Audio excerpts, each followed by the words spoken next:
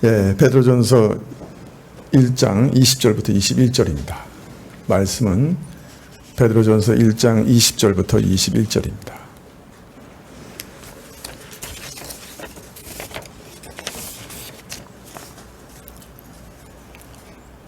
베드로전서 1장 20절부터 21절, 신약 378쪽인데요. 찾으신 줄 알고 제가 봉독해 드리겠습니다. 그는 창세전부터 미리 알려진 바 된 자나 이 말세에 너희를 위하여 나타내신 바 되었으니 너희는 저를 죽은 자 가운데서 살리시고 영광을 주신 하나님을 그리스도로 말미암아 믿는 자니 너희 믿음과 소망이 하나님께 있게 하셨느니라.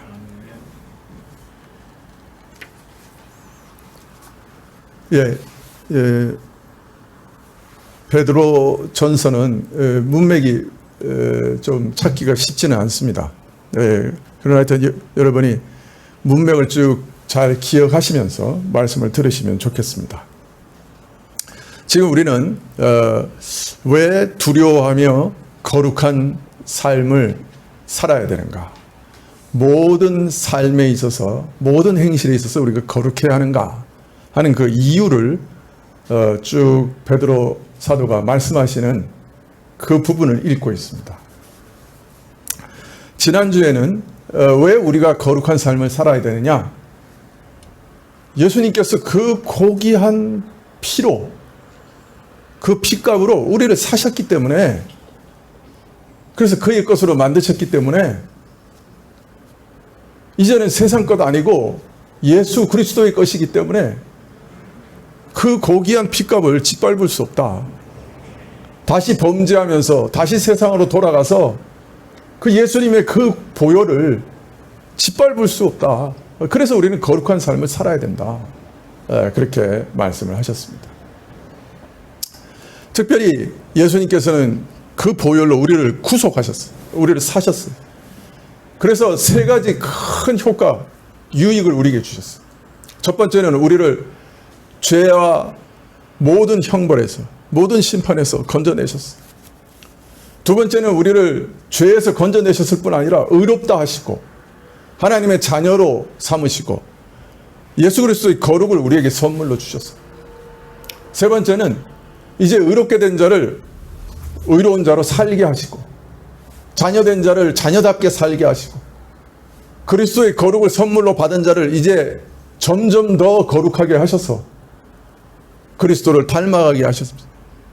자, 이런 거룩, 이런 거룩의 공적인 효과를 우리에게 다 누리게 하셨는데 어떻게 우리가 계속해서 죄 가운데서 옛사람의 그 더러운 욕망을 따라 살아갈 수 있겠는가? 그렇게 말씀하신 것이죠. 그래서 베드로 사도는 조상 아담으로부터 대대로 물려받아 굳어질 대로 굳어져서 우리 힘으로는 도저히 어떻게 해볼 수 없는 완악한 성품과 망령된 행실에서 우리를 구속하신 것이 이 세상에 썩어질 무엇이 아니라 자기 자신을 흠없는 어린 양과 같은 완전한 제물로 하나님께 제사드리신 그리스도의 보배로운 피 때문이다. 이 세상에 불탈 때, 이 세상이 다 불타 없어질 때 없어질 금과 은을 귀하다 여겨서 사람들은 목숨을 내걸고 이것을 얻으려고 애를 쓴다고 한다면 하물며 성자 하나님께서 사람이 되사 자기 몸을 온전한 제사로 드리시고 내 스스로는 벗어날 수 없는 죄악의 속박과 망령된 행실에서 끌어내어 구원해 주셨다고 하면, 그 보혈로 그 일을 이루셨다고 하면 어찌 우리가 이 은혜를 등한히 해서 더럽히며 그 피를 욕되게 할 수 있겠는가? 이제 하나님을 두려워하며 거룩한 행실에 힘쓰는 것이 마땅하지 않는가? 이렇게 말씀하고 계신 것이죠. 오늘도 계속해서 왜 우리가 두려워하면서 거룩한 행실에 힘써야 하는가 하는 그 이유를 말씀하고 계세요.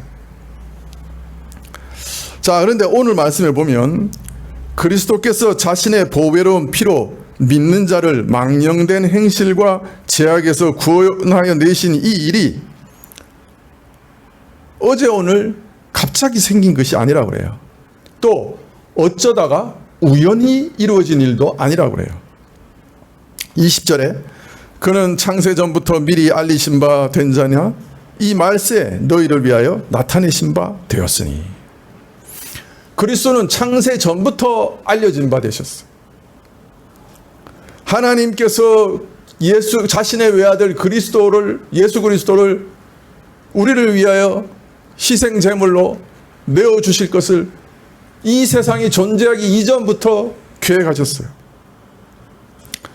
또 그러한 사실을 선지자를 통해서 계속해서 끊임없이 선포하고 계셨어요. 자, 그런데 언젠가 오시리라고 하는 그 약속으로만 오랫동안 존재했던 그 그리스도와 그의 복된 복음이 이 마지막 때가 와서 드디어 나타나셨어요. 드디어 이 땅에 오셨어요. 그리고 이루셨어요. 그리스도께서 드디어 이 땅에 오셨어요. 창세전에 우리를 위하여 미리 정하신 하나님의 은혜로운 뜻과 계획이 그래서 완전히 이루어졌어요. 다 성취됐어요. 자, 왜 이 말을 지금 하고 계시는 거예요? 왜 지금 이 말을 하고 계시는 거예요? 지금 문맥이 뭐죠? 우리가 왜 모든 행실을 거룩하게 행해야 되는가? 그것에 대한 이유들을 말씀하고 계시는 거예요. 그럼 이거는 어떤 이유가 되겠어요? 여러분, 우리가 지금 얼마나 복된 기회를 얻었는가 지금 베드로가 말하고 있는 거예요. 자, 이전에는 예언으로만 존재했고 모형으로 예표로만 존재했어요. 구약 성도들은 성막을 보면서 예수님께서 이런 은혜의 방식으로 우리를 구원하실 것이다. 그리스도 메시아가 오시면 이렇게 하나님께로 나갈 수 있는 길이 열릴 거다. 이렇게 제사를 지내실 거다. 이렇게 지성소까지 그의 피를 가지고 들어가실 거다. 이런 걸 다 유추하고 생각하고 그다음 믿어야 되는 거예요. 아직 희미한 그림자로밖에 못 보고 있는 거예요. 또 앞으로 어린 양과 같은 메시아가 오실 것이다. 이런 예언으로만 믿는 거예요. 그런데 그분들은 예수님이라는 이름도 몰랐고 예수님이 십자가에서 죽으셔서 그 일을 이루실 거라 하는 것도 몰랐어요. 자, 그런데 이런 구약의 선지자나 성도들과는 달리 이사야가 예수님께서 우리를 대신해서 채찍질 받으시고 죽으시고 부자의 무덤에 묻히실 것을 다 예언했지만 그래도 십자가에 달려 죽으시고 예수님이 말씀하신 그 복음서에 그 아름답고 놀라운 말씀들을 다 몰랐어요. 우리는 이사야 선지자보다 더 놀라운 지위에, 놀라운 기회에, 놀라운 지식에 서 있는 거예요. 그게 얼마나 복된 거예요. 구약의 모든 선지자들보다 우리는 복된 위치에 있잖아요.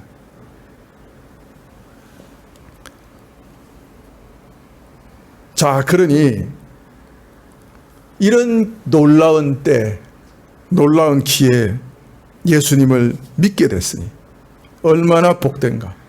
그림자를 붙잡은 사람들도 복된데 이제는 실체를 붙잡고 믿고 있으니 얼마나 복된가. 자, 그러니 우리가 이런 은혜를 입은 자들로서 구약 성도들보다 더 깨어 경성해서 구약 성도들보다 더 거룩한 삶을 살아야 되지 않겠는가? 저들보다 더 열심히 주를 사랑하고 저들보다 더 열심히 거룩을 추구하고 거룩한 삶을 살아내야 되지 않겠는가? 어떤 그런 촉구가 여기 들어있는 거예요. 근데 우리가 구약 성도들보다 더 하나님을 신뢰하고 더 사랑하고 더 거룩한 삶을 살고 있는 거예요.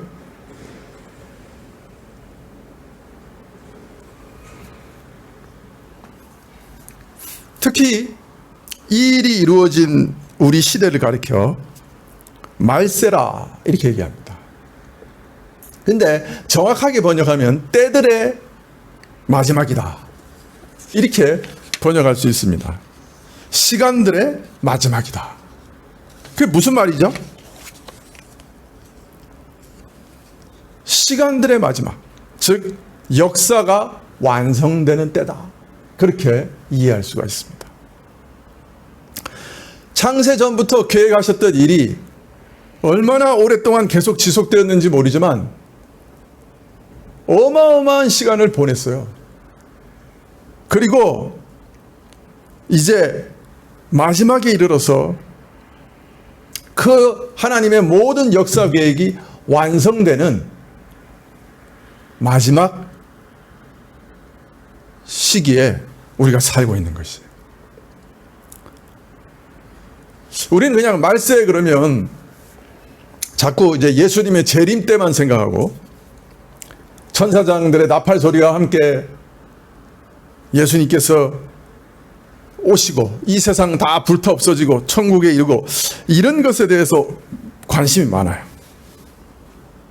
그런데 성경에서는 이 시간들의 마지막, 말세라고 얘기할 때는 더 중요한 생각이 그 안에 들어있어요.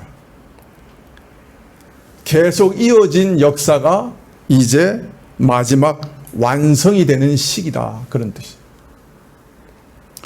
역사가 이제 완성이 된다. 이것이 마지막 시대의 중요한 뜻이에요. 창세전에 계획했던 모든 일들이 이제 다 성취됐어요. 그래서 이제는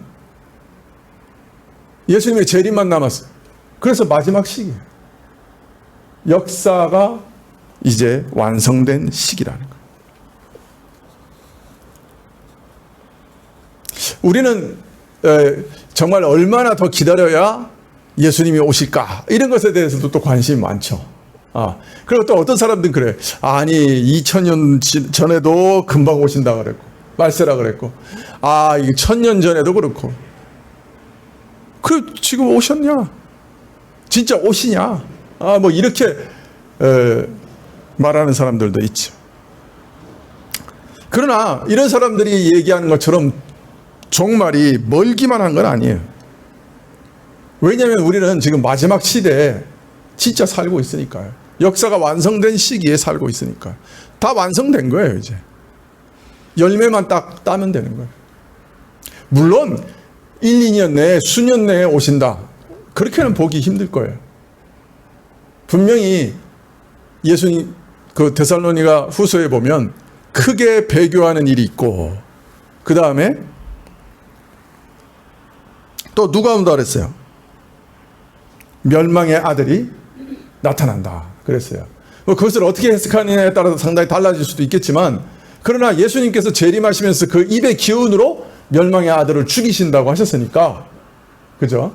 재림하는 것과 어떤 멸망의 아들이라는 어떤 인격자 어떤 존재가 나타나야 그 다음에 지금 재림하시니까 우리 생각으로 이 1, 2년 내에 뭐 수년 내에 예수님이 오시리라 그렇게 기대하기는 좀 어렵지 않을까. 그러나 또 왜 못 오시겠어요? 만일 그 멸망의 아들이 종교개혁자들이 해석했던 것처럼 교황이다. 뭐 이러면 지금 언제라도 오실 수 있는 거죠. 사실 우리가 17세기 이후부터 크게 배교하고 있는 것도 사실이고요.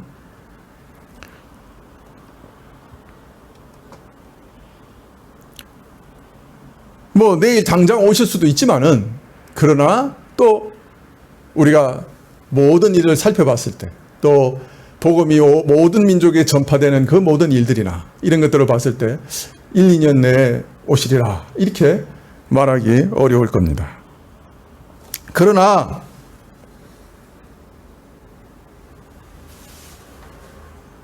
우리가 역사의 종말에 역사의 완성 시기에 완성의 때에 살고 있다고 하는 것은 그죠? 변하지 않아요.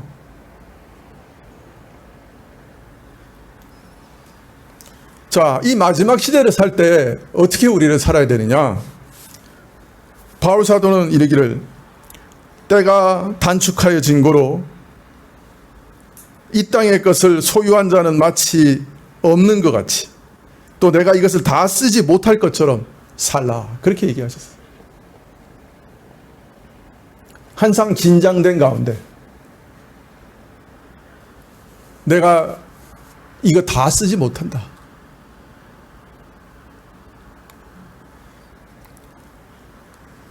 마음속에서 준비하는 마음으로 살아가라.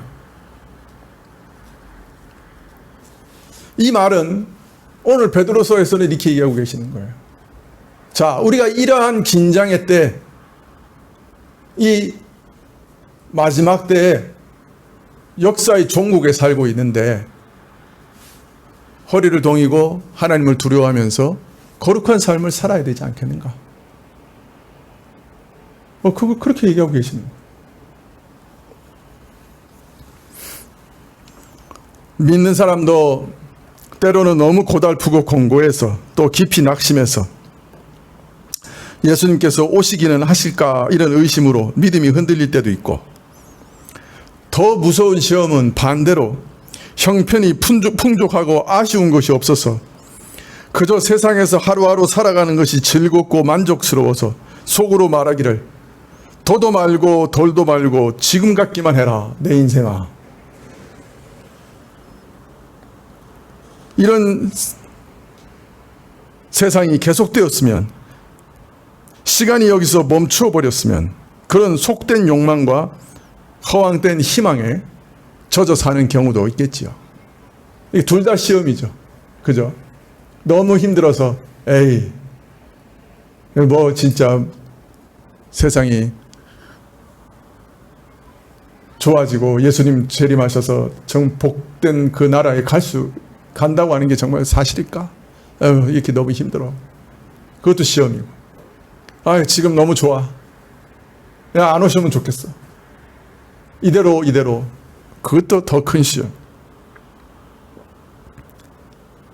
자, 그러나 우리가 믿든지 안 믿든지, 기대하고 있든지 기대하지 않든지, 관심이 있든지 무관심하면서 외면하든지 하나도 변하지 않아요. 무엇이? 마지막 단계에 와 있다는 거예요. 우리 자세와 관계없이 주님께서 언제든지 오실 수 있는 마지막 때를 우리가 살고 있는 거예요.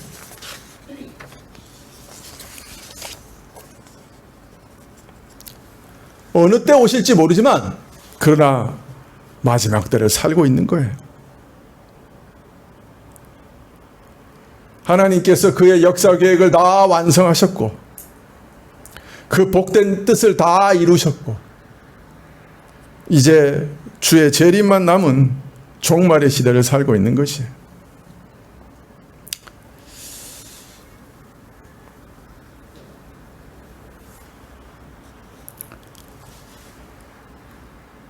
창세전부터 알려지셨던 그 예수님의 복된 계획이 이제 우리 눈앞에서 실체화됐고, 그래서 아주 특별한 은혜를 받아서 예수님을 믿고 있고, 그리고 이 은혜로 인해 이 시대마저 이제 완성되어 갈 것이니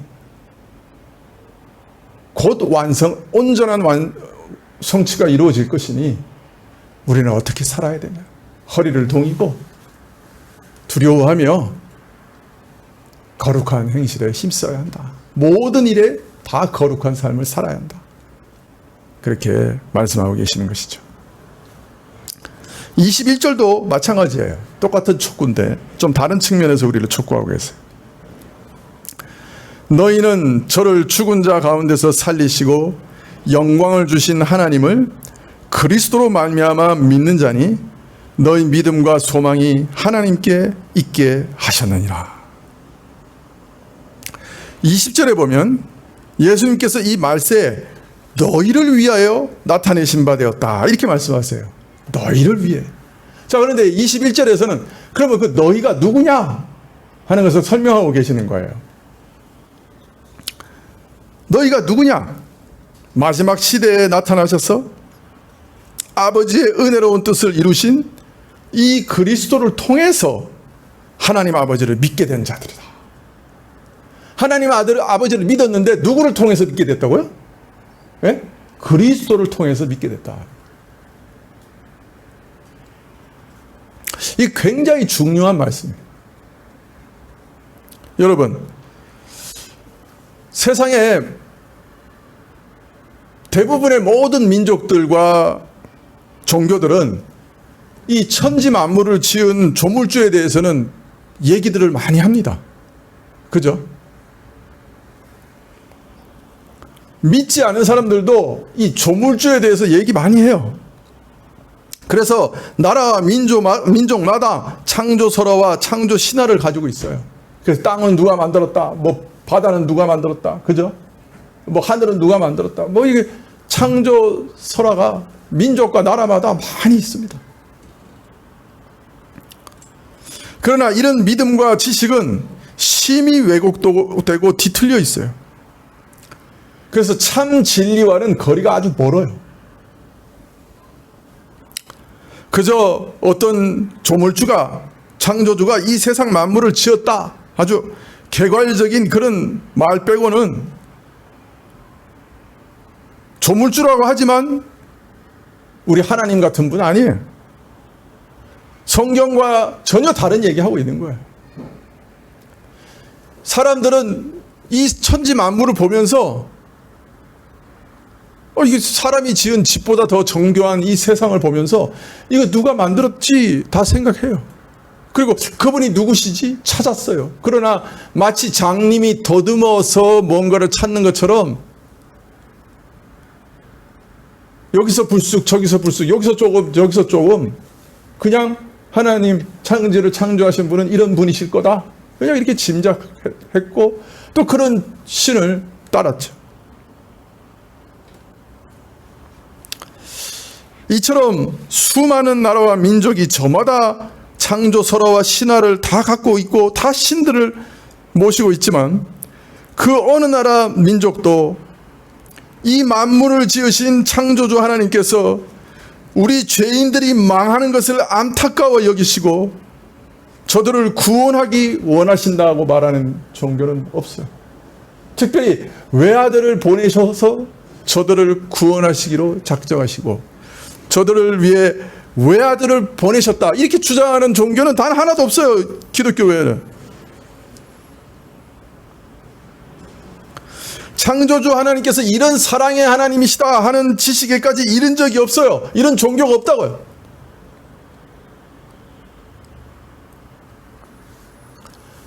하나님께서 그 외아들을 우리 죄인을 자기를 반역하는 죄인을 위해서 내어주실 만큼 사랑이 충만하신 하나님이시다.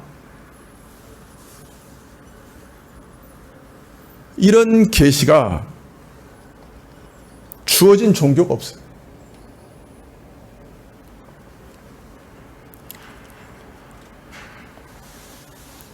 이 사실을 아는 자들이 없었어요. 오직 성자 하나님께서 진짜 오셔서 친히 오셔서 스스로 죄인의 죄를 대신 지으시고 십자가를 지시고 자신의 몸으로 완전한 속죄와 화목 제사를 드리신 후에 죄인을 용서하시는 이 하나님의 사랑을 우리에게 계시해 주셨습니다.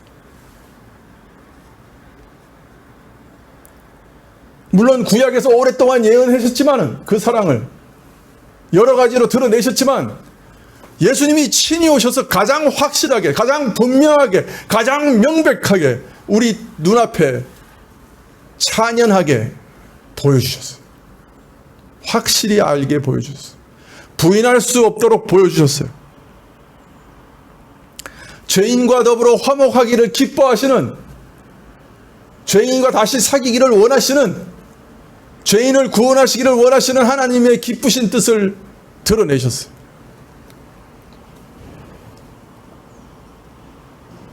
그래서 바울은 말씀하시기를 우리가 아직 죄인 되었을 때 하나님께서 그 원수인 우리까지 사랑하신 그 하나님의 사랑을 예수님께서 십자가에서 확증하셨다. 그렇게 얘기하십니다. 예수님께서 십자가에서 죽으심으로 천지 만물을 지으신 하나님께서 우리 같은 죄인을 이렇게 사랑하신다고 하는 것을 그 몸으로 직접 드러내셨어요. 하나님이 이런 분이시라는 것을, 하나님께서 죄인의 죄까지 다 책임지시는 그런 하나님이시라는 것을, 하나님께서 죄인이 받아야 할 심판을 자기가 직접 받으시는 분이시라는 것을, 이렇게 긍휼히 여기고 정말 자식같이, 자신의 친자식같이 사랑하시는 분이라는 것을 알려주셨어요. 그래서 이제 독생자를 믿는 자마다, 그 어떤 조건도 없이 오직 독생자를 믿는 자마다 구원하시고 영생을 주신다고 알려주셨어요. 이걸 알려주신 분은 예수님밖에 없는 거죠. 십자가에서 친히 죽으신 그분이 이 사실을 알려주신 거예요.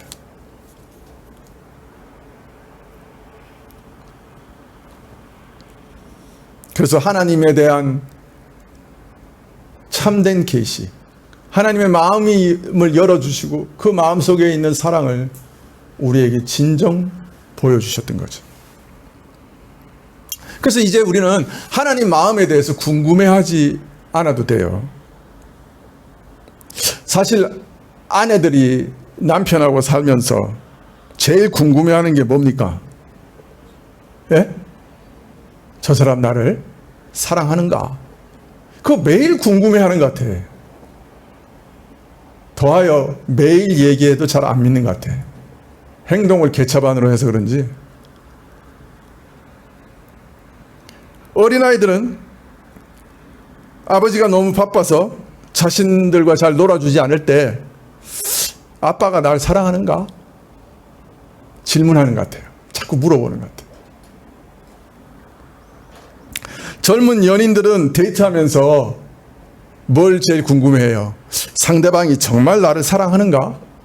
궁금해하는 것 같아요. 그러나 천지를 지으신 하나님께서 나를 사랑하는가 궁금해할 필요가 없어요. 믿으십니까? 궁금해할 필요가 없어요. 천지를 지으신 하나님이 나를 사랑하세요. 정녕 사랑하세요. 아들이 목숨을 바쳐서 그걸 보여주셨어요. 증거하셨어요. 궁금해하지 않아도 돼요. 예수님께서 하나님의 마음을 활짝 열어서 명명백백하게 우리에게 보여주셨어요. 아직 우리가 죄인 되었을 때 그가 우리를 사랑하셨어요. 정녕 사랑하셨어요. 그래서 아들을 보내셨어요.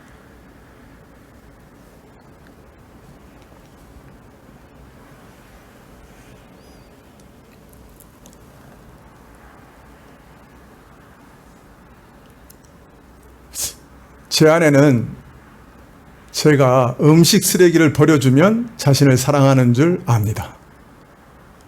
그게 증거입니다.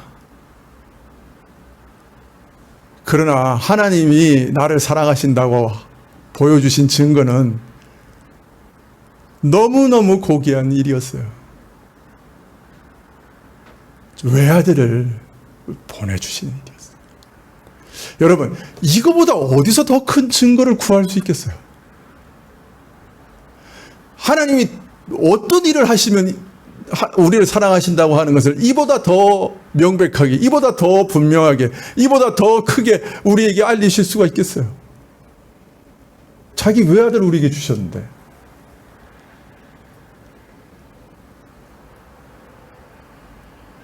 여러분, 무슨 기적을 바라세요? 어떤 기적을 베풀어 주시면 하나님이 여러분을 사랑하신다고 믿을 수 있겠어요? 돈벼락을 쏟아부어 주시면요? 그 돈 다 놓고 가야 돼요. 병 걸려서 다 놓고 가야 돼요. 잘못하면.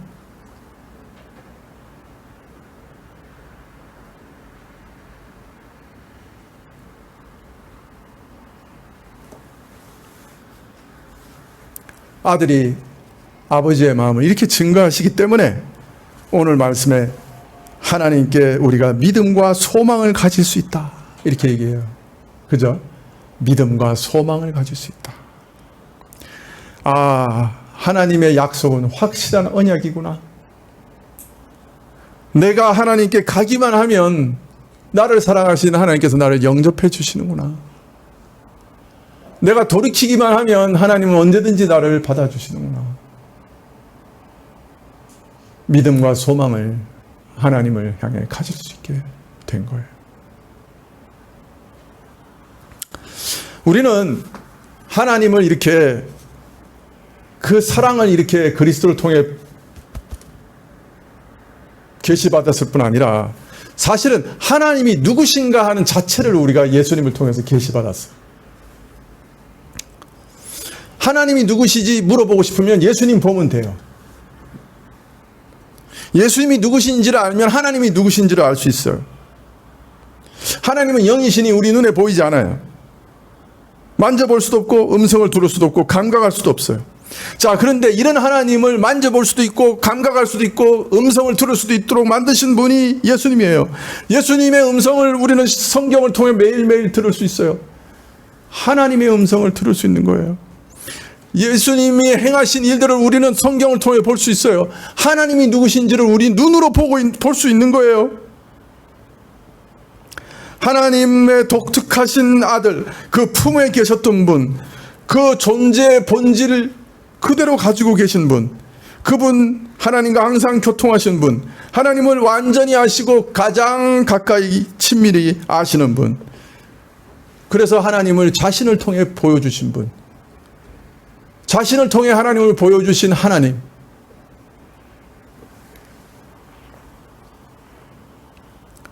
그래서 우리는 그의 무한하신 사랑과 긍휼과 자비와 거룩하심과 의로움을 예수 그리스도를 통해 알 수 있습니다. 빌립이 예수님께 한 번에 이렇게 부탁했어요. 하나님을 좀 보여주세요. 예수님 뭐라고 대답하셨어요? 나를 본 자는 이미 아버지를 보았다. 그렇게 말씀하셨어요. 또 그리스도에게서가 아니면 우리가 하나님을 참되게 알 수 없기 때문에 예수님만이 길이요 진리요 생명이시라고 말씀하셨어요. 예수님만이 길이요 진리요 생명이세요. 예수님만이 길이요 진리요 생명이시라고 말씀하셨어요. 잘못 눌렀어요.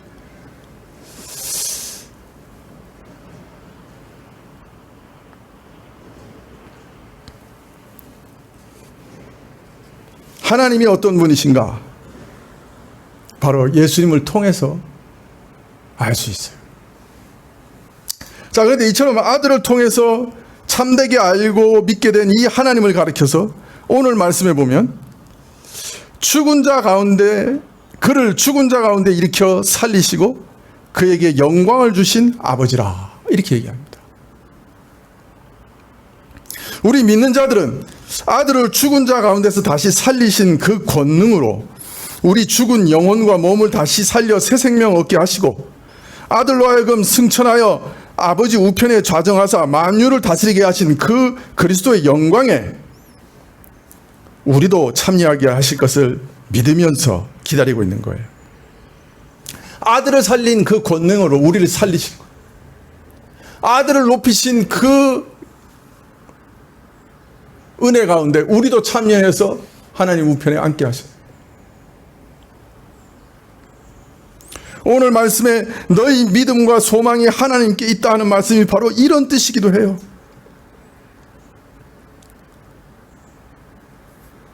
내가 예수님을 믿으면 예수님처럼 부활의 권능에 참여하게 될 것이다. 예수님이 받으신 그 영광에 나도 참여하게 될 것이다.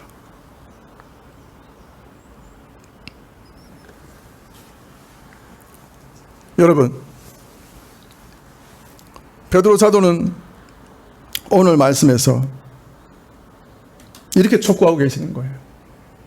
나그네 된 자들아, 너희는 그리스도를 통해 하나님을 알게 된 자들이 아니냐?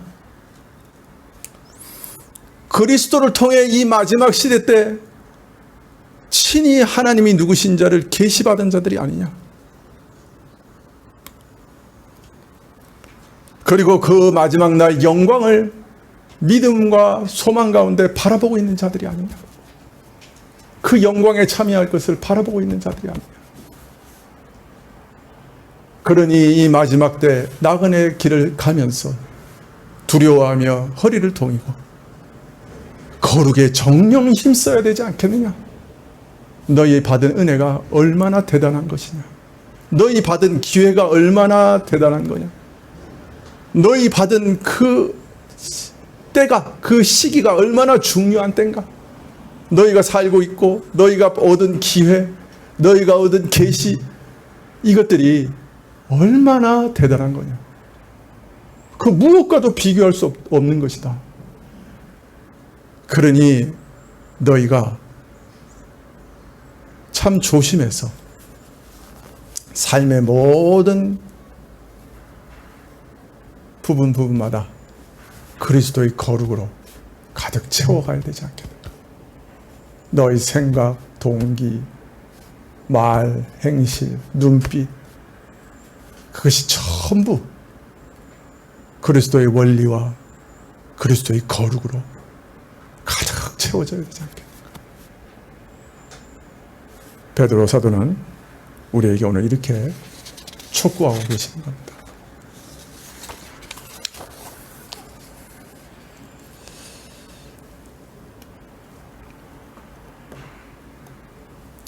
다음 주부터는 이제 22절부터 읽을 건데, 다음 주부터는 이제